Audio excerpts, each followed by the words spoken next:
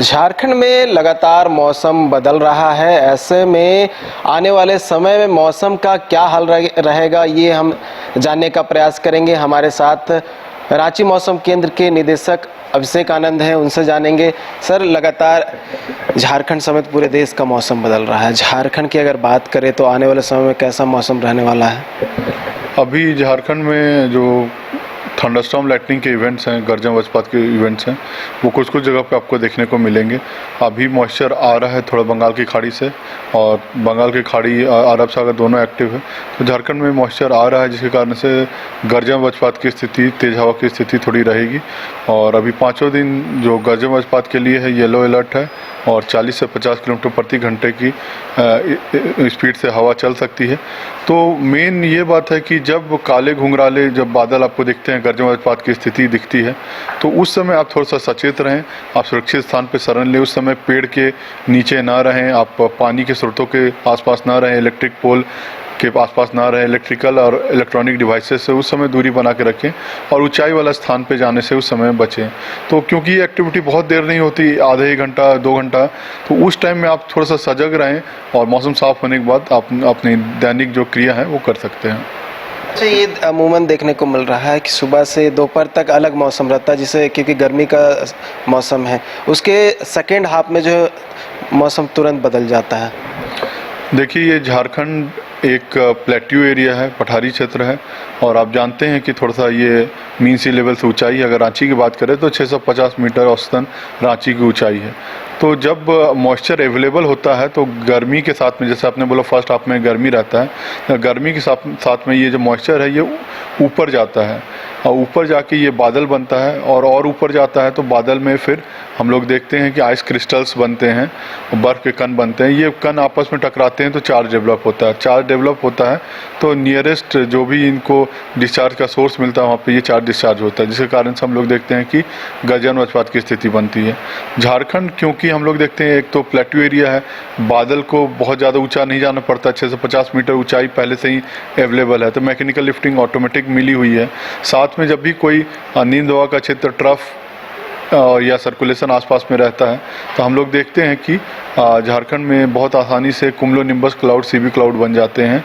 और झारखंड में क्योंकि फॉइलेज ज़्यादा है, पेड़ पौधे ज़्यादा हैं, पानी के स्रोत ज़्यादा हैं, और ऊंचाई वाले भी स्थान हैं, तो जिसके कारण से थंडरस्टॉर्म लाइटनिंग देखने को मिलती है। साथ ही साथ जो यहाँ का मिनरल बेल्ट है वो भी एक कारक है कि जिसके कारण से थंडरस्टॉर्म लाइटनिंग यहाँ देखने को मिलती है।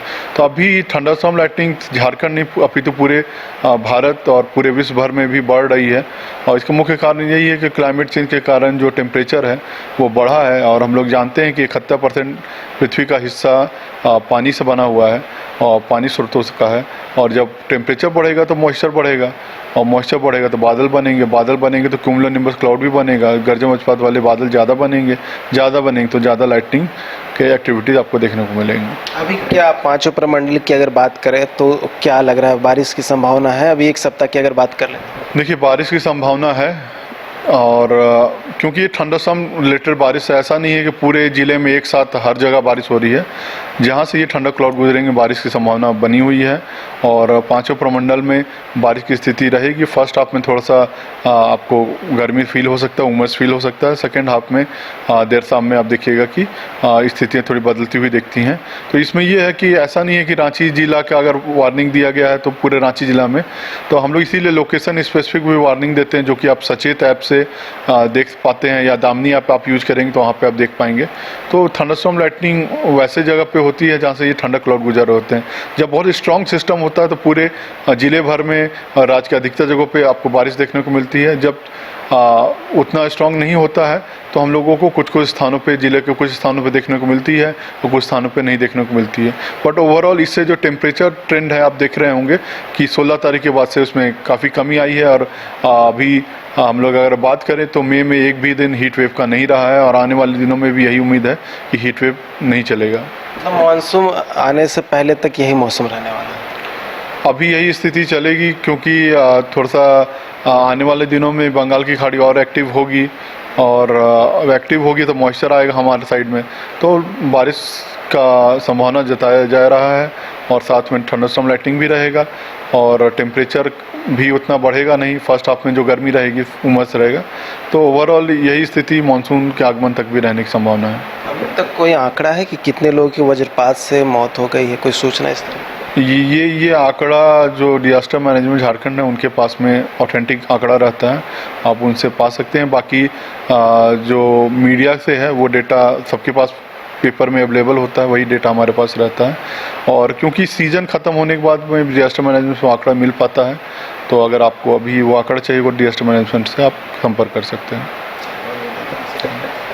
तो रांची का और रांची समेत पूरे झारखंड का मौसम कैसे रहने वाला है वो हम जानने का प्रयास कर रहे थे कि कैसा मौसम रहेगा। और लगातार हम बात कर रहे थे कि सुबह से लेकर दोपहर तक अलग मौसम रहता है और उसके तुरंत बाद जो है मौसम बदल जाता है।